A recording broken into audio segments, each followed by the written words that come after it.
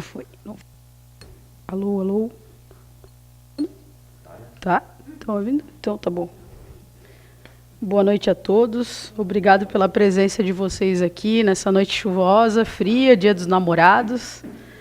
Eu estava pensando esse tema aí, somos todos essenciais. Às vezes pode pensar se tem alguma coisa a ver com relacionamento, uma palestra bem no Dia dos Namorados, mas a princípio eu não discorri sobre o tema, sobre o Dia dos Namorados. Mas a intenção é sempre o melhoramento, né? Enquanto a gente se melhora, a gente melhora o ambiente ao nosso redor e melhora os relacionamentos também. O Somos Todos Essenciais, eu pensei nesse tema para a gente escrever, que a gente participa da equipe que escreve para o blog do CEIU e do CEAM. Então, eu quis discorrer sobre as profissões e pessoas e atividades. Então, para tentar demonstrar que dentro dessa grande corrente, dessa grande máquina que é o mundo, a gente precisa de todos, e todos são essenciais nessa cadeia, nesse grande máquina que é o universo, né? Então, eu até pesquisei no dicionário o essencial, o que significaria, né? É um adjetivo constitutivo da essência, é preciso, é indispensável, importante. Então, seria isso, somos todos importantes, somos todos indispensáveis. E como somos peças fundamentais dessa grande máquina que é o universo, todos somos necessários para o desenvolvimento e o caminhar. E aí eu inicio, independente da atividade que você exerce no mundo, seja, né, uma profissão realmente, mas também a dona de casa, mãe, aí vamos ao professor, o gari, empresário, político. Todos somos necessários e responsáveis para tornar o mundo melhor. E pelo amanhã, né? Então, aí eu falo a questão da dona de casa. Eu até sempre venho a minha mãe em mente, porque ela agora é do lar e está aposentada. Daí ela fala assim, porque todo mundo fala que só porque a gente é dona de casa não faz nada, mas eu trabalho desde que acordo até a hora que vou dormir. Então, e eu concordo, realmente, né? E se a gente pensar hoje ainda nesse mundo mais moderno, em que a mulher trabalha, e tem aí várias, vamos dizer assim, várias cargas horárias, né? Porque daí ela trabalha no trabalho, trabalha em casa como mãe, esposa e tudo mais. Às vezes é a primeira a acordar e a última a ir dormir. Mas essencialmente, essa dona de casa que não trabalha na rua, né? E só trabalha em casa, ela também, por muitos anos, foi a base de toda essa grande cadeia de profissionais que temos aí. E hoje ela passa meio que o bastão para essa mulher moderna, que trabalha durante o dia e é mãe, né, em período integral, mulher em período integral, né?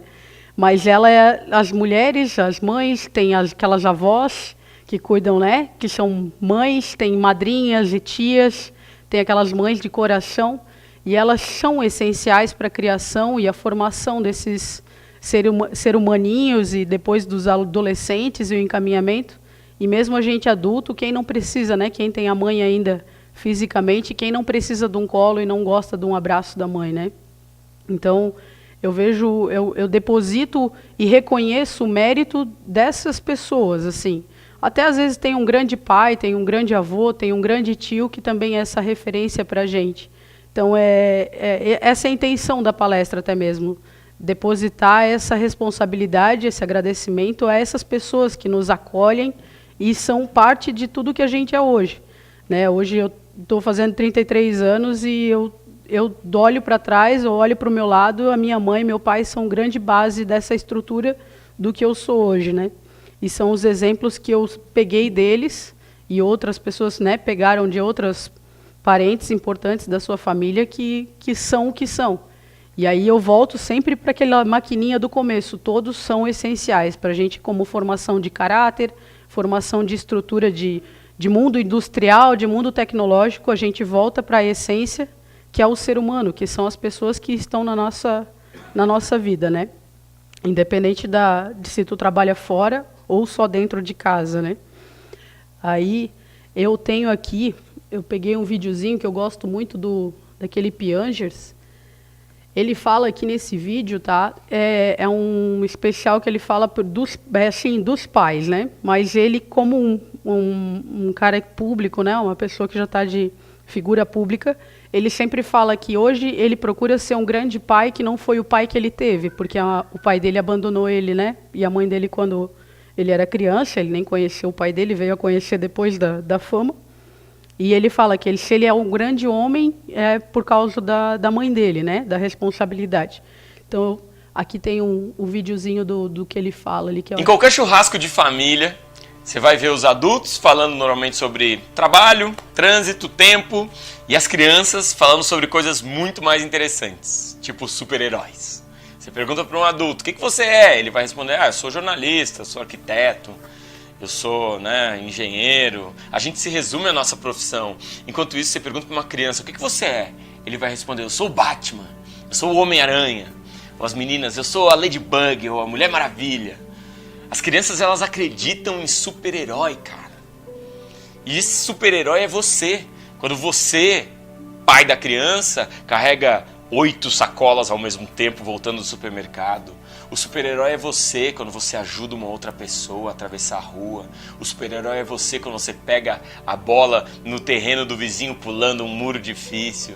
Sabe, eles aplaudem esse super-herói que faz mais do que eles imaginam ser possível.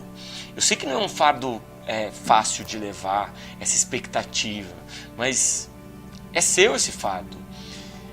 Os grandes heróis também sentiram medo. É um fardo difícil de levar, mas existe uma expectativa. Você é o herói capaz de transformar o mundo num lugar melhor. Se você está desesperançado, se você está pensando que o mundo está cada vez pior, esse fardo é seu. O maior herói que já existiu. Um herói capaz de formar uma legião de pequenos heróis, mais gentis, mais justos, mais humanos.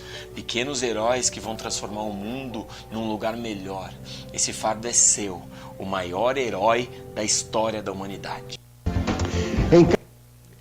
Então, eu até pensei comigo, depois dessa fala dele, eu acho que nem precisava mais dar palestra, assim, né? Porque pensando, né, como eu falei, pensando nessas grandes mães, grandes vós, grandes pais, avós, né, essa estrutura familiar do que somos e de como chegamos até aqui, ele refletindo isso como super-heróis, eu acredito que somos, né, todos super-heróis e tivemos super-heróis na nossa vida para estarmos aqui. Então, eu acho que é bem bacana. E aí agora eu entro para a parte de carreiras, assim, né? Falo aqui do professor, quanta responsabilidade ser um professor. Não sei se aqui tem algum professor, mas eu também sempre... os professores que foram mais carismáticos e mais expressivos, não só na matéria, no ABC, mas como pessoas, foram os que mais marcaram a minha vida. E eu sei que hoje em dia não é fácil ser professor, né? A gente vira e mexe... Todo dia tem notícia de alguma coisa, uma situação meio escabrosa, assim, com relação aluno-professor, professor-aluno, mas ainda assim, essencialmente, todas as profissões precisam de um professor, né? Tem o ditado que diz que o professor que torna todas as outras profissões possíveis, né? Então, eu volto para aquela imagem anterior em que, diante de uma grande engrenagem do mundo, para ele funcionar, ainda assim, a gente precisa da família, da mãe, do pai, da grande vó, da grande tia, e a gente também vai e precisa do professor. Então, eu volto sempre... Eu vou até ser chata com o título da palestra, porque somos todos essenciais mesmo. Precisamos de todos. Aí, essa semana passada até, deu na internet um monte de sites a questão de um professor lá no Ceará, que ele é professor de música, de artes, e ele estava alguns meses já sem salário, parece que 2 ou 3 meses sem salário, e ele estava entrando em depressão, porque a família dele estava passando necessidade mesmo. E os alunos perceberam aquilo, estavam inconformados porque ele não diminuía a sua capacidade de dar aula. Ele estava indo dar aula, mas ele não estava recebendo por isso, né? E aí os alunos se juntaram, fizeram uma rifa, juntaram dinheiro, e aí fizeram uma surpresa para ele, assim, tem um vídeo assim na internet, ele entra na sala de aula, está todo mundo quietinho, assim, uma sala de 40, 50 alunos. E ele estranha, ele entra rindo, assim, tipo, todo mundo. Daí eles botaram uma caixa em cima da mesa dele. E aí, abre. Aí ele foi abrindo e ele não se acreditava. Ele dizia assim, não, vocês não poderiam ter feito isso. Vocês não poderiam ter feito isso, ele dizia assim. E ele começou a chorar, daí daqui a pouco os alunos se levantaram, vamos abraçar ele. Aí aquela turma toda vai lá e abraça ele, sabe? E eu vejo isso, assim, o professor, ele é essencialmente isso, assim, ele cativa o aluno muito mais do que a matéria. A gente consegue, a gente tem um pouquinho de estudo sobre as personalidades aqui na casa, e eu sei que não adianta só, eu não vou conseguir ficar concentrada 100% na matéria se for só aquela teoria. Se o professor não tiver algo mais, eu vou me desconectar diversas vezes na aula. E ali deu para ver que os alunos ali tinham ali uma grande pessoa, um grande professor, não era só alguém que ia lá para, sabe, só passar matéria, só copia e cola e tudo mais, né? Então, é um grande exemplo assim do que a gente tem. Aí outra profissão que eu faço questão de também falar sobre a essência de que o mundo precisa, né, que se faz necessário, seria sobre os garis, que eles têm uma grande responsabilidade, né? O gari, o coletor de lixo, assim que a gente fala, a responsabilidade de manter a ordem, a limpeza, né? Teve notícia uns tempos atrás não sei que estado que foi, que os garis entraram em greve e a cidade ficou caótica, simplesmente eram montanhas de lixo eram montanhas de lixo nas ruas, assim. Então, aquela coisa assim, a gente só percebe que precisa quando perde, né? E a responsabilidade é enorme do gari, e às vezes passa despercebido, entendeu? Eu tenho um cunhado que ele trabalha como coletor de lixo. Agora, hoje em dia, ele já trabalha mais na seleção, assim. E ele gosta muito do que ele faz, sabe? Ele vai lá, ele trabalha de noite, de madrugada, de manhã ele volta para casa, ele tem 3 filhos, tem a casa dele, tem o carro dele, e ele é muito feliz com o que ele faz, sabe? Ele não se acha envergonhado do que ele faz. E eu acho isso muito honroso, porque tem tanta gente que, olha lá o gari, olha ali, tu não vai estudar, tu vai virar gari. Tem gente que fala isso. E não é desonroso, porque a gente precisa, a grande cadeia do universo, de profissões, a gente precisa também do gari, entendeu? Então ela não pode ser desmerecida. E aí a gente volta a toda aquela estrutura, né, que eu falei, as mães, a família, os pais, né? Aí vamos aos professores, a gente precisa também dos garis e tem que ser reconhecida. Aí há um tempo atrás também eu busquei vários links na internet porque eu sou meio como é que é, visual. Aí eu também nos Estados Unidos mostrou lá, ganhou uma repercussão assim. São trigêmeos que eles esperam, parece que é terças e sextas passa o coletor de lixo na rua deles. E as 3 crianças esperam ansiosamente dar o horário de passar o coletor do lixo para cumprimentar eles. Eles levam água, levam lanche, fizeram bolo, eles levam um bolo para os garis e tal. E aí a mãe explica, eles entrevistaram ela, né? E a mãe explica que desde que quando eles eram bebezinhos, assim, no carrinho, ela levava eles para passear na rua, e quando passava aquele caminhão gigante do lixo, eles cumprimentavam, faziam festa. E conforme as crianças foram crescendo, elas criaram a mesma... Ficou essa empatia pelos garis ali, os coletores de lixo, né? Então, ainda assim, mesmo maiorzinhos, assim, eu acho que eles já devem estar com 6 para 7 anos, eles iam para a rua e cumprimentavam. Então, tem foto do gari aqui, tomando uma água, e eles loirinhos, assim, sabe? Aqueles americanos, assim. E aí, um gari com um no colo, o outro aqui e tal, fica a maior festa ali. E aí, o que eu tiro disso, assim, sabe? É a criação deles, que não botou nenhum tipo de preconceito, e botou respeito para com essa profissão, demonstrando que eles são essenciais para essa grande máquina que é o universo, né? Não, tranquilo. Não, mas tranquilo. Porque o notebook está ligando. Não seria daí a extensão. Mas tranquilo, vamos lá. Eu sou visual, eu visualizei tudo que eu estou falando, agora eu vou tentar passar para vocês.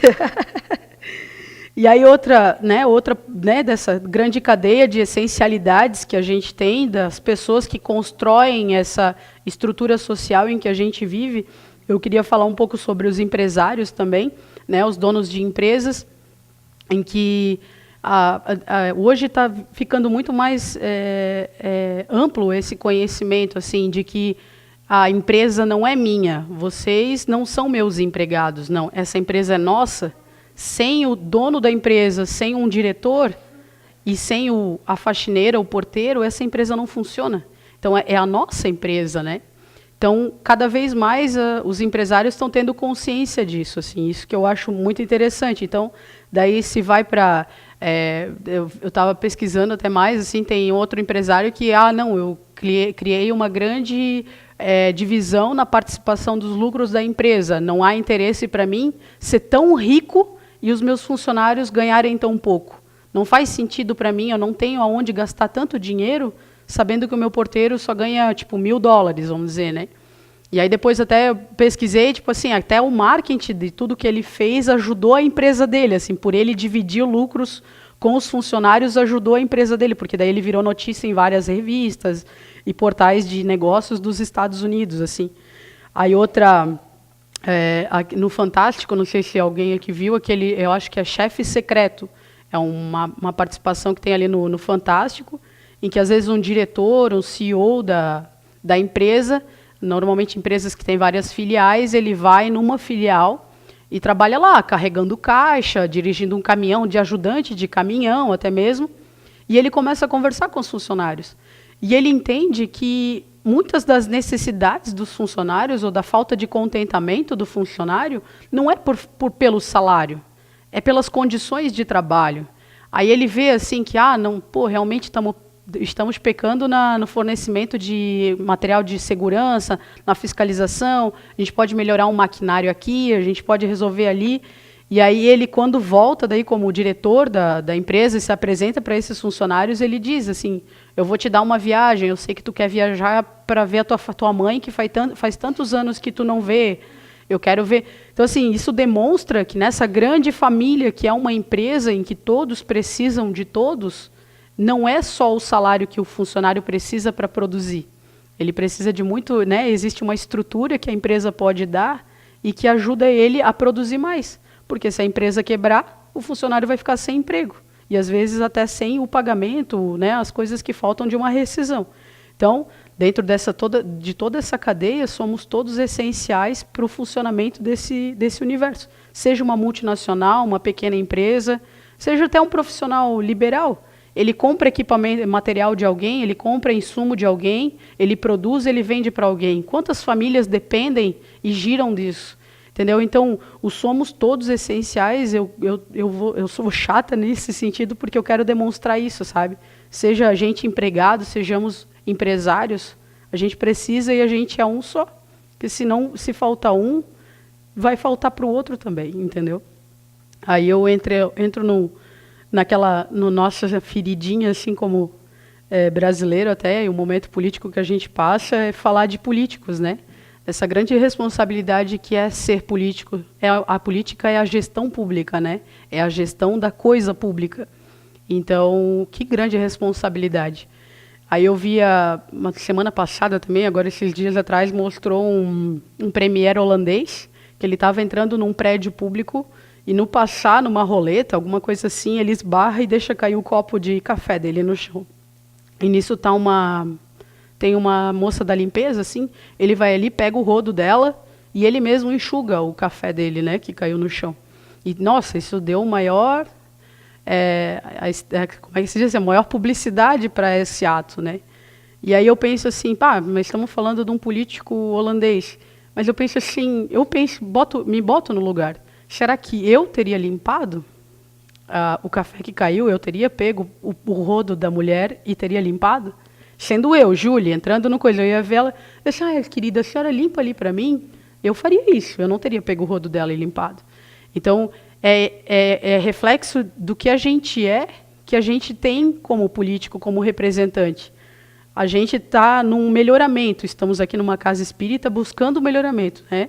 Acreditamos estar a cada dia galgando o espaço de sermos melhores. E não é porque a gente está aqui que a gente tem que achar que todo mundo que está lá fora vai amanhã ser os melhores do mundo, sendo que a gente amanhã não seremos os melhores e os mais perfeitos do mundo. Então a gente tem que ter paciência nessa transição, porque a gente está vendo muito defeito, muito problema agora, mas é porque a gente também está evoluindo e são defeitos e problemas que a gente praticava no passado. Porque a gente também é parte dessa grande máquina, a gente está se melhorando e a gente quer que todo mundo venha junto. Mas a gente ontem estava errando. A gente ontem, de repente, numa encarnação passada, quantos de nós aqui já, de repente, não foi um político e fez coisa errada? Aí agora a gente vem, aponta o dedo, não querendo justificar. E eu sei que é um tema complicado, cada um vai ter uma opinião e tudo mais. Mas é só de ter paciência, de não querer o mal, porque o quanto pior, melhor, não ajuda ninguém. A gente está junto nesse barco. Então é só ter consciência disso, assim, que a gente botou de repente pessoas imaturas, mas a gente tem que buscar o melhor deles e no meio disso tudo achar alguma coisa melhor para se safar, vamos dizer assim, né? Aí outra que eu achei também uma notícia ali foi eu acho que era um ministro dos transportes da Inglaterra. Ele foi cobrado porque fizeram um levantamento que ele estava usando um carro do departamento de trânsito para ir para o trabalho. E utilizando esse carro, ele gastava para os cofres públicos 80 libras por ano.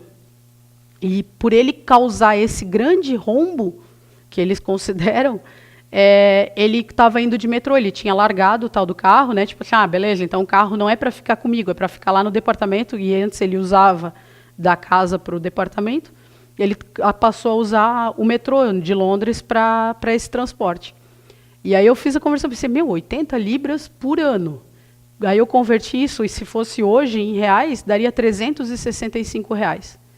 Virou uma manchete na Inglaterra, o fato dele estar usando um carro para ir de casa para o trabalho e custar aos cofres, né, ingleses 365 reais, no caso. Então, assim, para eles é surpreendente, é muita coisa, porque, de repente, eles têm uma moral mais elevada, de repente, para cobrar isso. E a gente, às vezes, peca por tanto, a gente se corrompe por tanta coisa, às vezes, passar na frente de alguém, cortar, furar a fila e tudo mais, mas a gente aponta o dedo e quer muito mais de um outro governante, que, obviamente, né, por ser governante, está acima, ele vai fazer um estrago bem maior do que os 365 reais do ministro da Inglaterra. Mas essa é a busca, eu quero só lançar a ideia para que a gente pense nisso. Eu sei que eu não sou perfeita, de repente aqui vai que tem algum perfeito, mas de repente não tem. A gente pode só pensar nisso. Quando a gente agir de alguma forma amanhã, depois, pensar assim, poxa, mas eu não queria que se o vereador fizesse isso, ou o presidente da associação de moradores fizesse isso, eu também não vou fazer. Que eu também me pego nessa busca assim do amor acima de tudo, de fazer o semelhante o que eu queria que fizesse para mim. Então essa é um exercício ainda assim para a gente.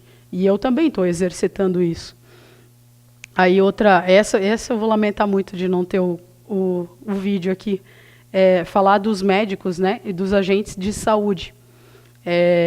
Quanta responsabilidade eles têm nas mãos, né? Às vezes a gente vê que, eu não queria ser médico, mas como meu pai foi, meu avô foi, ele é. Esses dias até uma pessoa próxima a mim falou assim, eu acho que com o que eu faço eu não vou ter dinheiro, eu vou fazer medicina, porque se eu for médico, eu vou ser rico. E eu pensei assim, poxa vida, é assim, né? Quer dizer, a gente vai botar a nossa vida, a nossa saúde nas mãos de uma pessoa que pensa assim. Eu vou ser médico porque se eu for médico eu vou ser rico. Então, infelizmente, em várias profissões isso ocorre, esse tipo de pensamento. E, às vezes a pessoa tem talento para ser um pintor, de repente vira um Van Gogh, vira, né, vira uma sumidade em uma outra área, mas acha que ser médico ou ser qualquer, né, outra profissão que não o faz feliz vai deixar ele rico. E aí eu tenho um vídeo ali que é uma enfermeira. Esse vídeo eu acho que ele rodou aí na internet, ele até virou reportagem em 2016, eu acho, 2015. É uma enfermeira de uma clínica de oncologia, em que ela está cantando ali em Itajaí. Ela está cantando para o paciente dela. E aí mostra assim, a esposa, né, os 2 filhos, e eles super emocionados assim. E aí eles perguntam para ela por quê. Aí ela disse assim, porque o ser humano ele tem que ser tratado como ser humano. Não adianta a gente tem que tratar ele como um todo. Não adianta ele vir aqui só receber o medicamento, se ele não for visto como ser humano, né? Não é só ir lá, não é uma bolsa de medicamento botando em outra bolsa que é um organismo qualquer. Não, é um ser humano, ele precisa de carinho e de amor. E essa enfermeira que é parte da reportagem, ela é minha amiga, uma amiga pessoal, e ela é uma pessoa incrível, assim, ela não é espírita, mas é o tipo de pessoa que tu para conversar, tu tá triste, ela vai te alegrar. Se tu tá alegre, ela vai ficar feliz pela tua felicidade. Então, e ela fez parte também do acompanhamento quando meu pai teve o diagnóstico de câncer. Ela é enfermeira com especialização em oncologia. E eu insisti com ela assim, mas eu quero saber quanto tempo meu pai tem. E ela falou assim, Ju, eu não posso te dar tempo. Eu não posso, porque daí, se eu te der um prazo, tu quer um prazo? Eu te dou 6 meses. Mas aí vocês já vão enterrar o teu pai vivo. E eu não quero dar isso. Porque cada pessoa tem o seu condicionamento, o seu organismo para recepcionar melhor ou pior aquele medicamento que está sendo dado no tratamento de câncer. E aí, inclusive, até o próprio médico da clínica, ele também fala que a felicidade, a fé, eles fazem parte desse tratamento. Até como o Júnior falou na abertura dos trabalhos, né? Até a própria palestra faz parte do tratamento que vocês estão procurando, de repente, aqui no Centro Espírita, né? E o tratamento da oncologia, eles trabalham muito, principalmente nessa clínica. Meu pai chegou a ser atendido por um outro médico daí em Blumenau, em que o médico foi bem taxativo, ele foi, né, curto e grosso. O senhor tem o tratamento para fazer, mas é coisa de 6 meses, não sei, porque o senhor já começa no nível, como é que é? O câncer ele é de 1 a 5, assim, o grau de risco, né, do mais grave é o 5. Então, o seu câncer já começa no 4, então eu vou encaminhar o senhor para o tratamento, mas é coisa de 6 meses, assim, tipo, o cara desenganou meu pai. Enquanto essa outra clínica ali, em que coincidentemente trabalha a minha amiga, eles não quiseram dar prazo. Não, o senhor vai, a gente vai fazer e tudo mais. E o meu pai está indo para 5 anos já, e é tratamento de câncer de pulmão, em que realmente, quem iniciou o tratamento com ele, todos morreram, mas o meu pai ainda está vivo. E o meu pai mesmo se dedica que isso é a fé, ele até sempre agradece o pessoal do centro também, que ele vai, mas é a fé dele, eles chegam a perguntar para mim, assim, mas como é que está teu pai? Ele está andando? Eles nem se acreditam que ele... Não, gente, ele está andando, ele está bem, ele está até incomodando, eu falo assim, ele está lá. E então, essa questão da cura, do estar bem, do se restabelecer, ela é de dentro da pessoa, né? E a gente precisa, claro que mas não é todo mundo que atende assim. Não, tudo bem, não é todo mundo perfeito, eu também não sou perfeita. Mas a gente não pode pensar que quanto pior, melhor, né? A gente tem que pegar um bom profissional, um bom exemplo e querer seguir o bom exemplo, e não ficar só no básico, no que é, não, é só isso aqui que eu tenho que fazer. Poxa, mas principalmente na saúde, né? Às vezes a pessoa precisa de uma atenção. E eu volto a dizer, não adianta querer dar um jeitinho. Me consegue me furar a fila, me consegue aquele remédio, me passa na frente de tal coisa. Não é isso. É a fé, é o querer o bem. E é desejar ao bem também a equipe médica, querer que isso aconteça, querer que essa grande máquina, essa grande engrenagem se funcione, né? A gente faz parte disso também. É até a questão do vídeo do Piangers ali. Eu não tenho filhos, né, ainda. Dona Sandra, por favor, né? Aí a dona Sandra insiste que eu vou ter 2 filhos, gêmeos, ela disse que eu vou ter. E aí mas eu tenho sobrinhos, gente. E eu tenho um grande, assim, é muito interessante, assim, porque como eu sou a caçula, eu tenho 33 e eu tenho sobrinhos de 17, de 22, tenho sobrinha de 24. E eles acabam, como tem aquela coisa, tem aquele bloqueio, né? Pai e mãe. Aí eu também não sou da idade deles, mas estou ali no meio termo, sou, não sou, né? E aí eles vêm pedir conselho, pedir ajuda para mim. Quando é necessário, eu puxo a orelha, eu dou um esporro, eu brigo mesmo. Mas muitas vezes eu converso e tento dar conselhos e tudo mais. A gente tenta conversar, né? Para eles terem um bom encaminhamento, né? Já que às vezes eu vejo que tem um certo bloqueio com pai e mãe, eu ajudo. E eu penso assim, quantas vezes um amigo de trabalho, um vizinho, às vezes alguém no ponto de ônibus, no ônibus, numa fila de banco, pede algum conselho para a gente, e às vezes a gente ou está querendo um conselho, está querendo falar alguma coisa, e a gente fica lá carrancudo, assim, ó. A dona Sandra, brinquei com ela agora na Feira da Amizade que teve em Blumenau, agora final de semana, no domingo. Tinha uma moça ali que estava no stand ali que a gente estava, e a moça não entrou para ver roupa, não entrou para ver nada. Ela ficava ali olhando. Alguém lá dentro perguntava assim, o que tu acha dessa? Ela, não, eu não vou comprar nada, eu não vou comprar nada. Mas e essa, o que tu acha dessa? Aí a dona Sandra do ladinho dela foi assim e falou assim, mas esse vestido ali tá bonito, né? Para ti ir no culto, para ti ir na igreja, tu vai ficar bonito. Aí ela, a senhora não acha que as meninas vão ficar assim comigo? Aí ela, tu vai ficar bem bonita. E aí a moça não comprou nada, mas no final ela deu um abraço de urso na dona Sandra, que eu quase fui no meio e disse assim, larga, que a dona Sandra é nossa. A dona Sandra é nossa. E assim, ela só queria um abraço. É o que a gente estava conversando agora vindo para cá. Tipo, ela estava ali, ela só queria um abraço. De repente, a dona Sandra fez ela ganhar o domingo dela com aquele abraço. Quanto ela não estava carente ou precisando de uma energia da dona Sandra para dormir quietinha, calminha. Então, às vezes é isso, assim, essa questão dos meus sobrinhos, assim, como eu tenho a minha questão com imagem, assim, às vezes eu me pego falando com eles algo que eu não faço. Faz tal coisa, mas eu também não sou tão correta naquilo, mas eu dou o conselho. E aí depois eu penso assim, poxa, eu estou fazendo que nem eu sempre critico os outros, né? Faz o que eu falo, mas não faz o que eu faço, né? E aí, muitas vezes, por causa desses conselhos que eu dou aos meus sobrinhos, eu tento me policiar mais, porque eu fico pensando assim, se eles me veem fazendo errado, eles vão depois me apontar e dizer assim, poxa, mas tu falou para eu fazer tal coisa e agora tu está fazendo errado. Então, quem tem filhos, quem tem, né, mas os seres humaninhos aí que acompanham, que estão sempre que nem esponjinha sugando a gente, sabe que ser um bom exemplo faz parte disso, assim, onde todos somos peças essenciais na vida também das outras pessoas, né?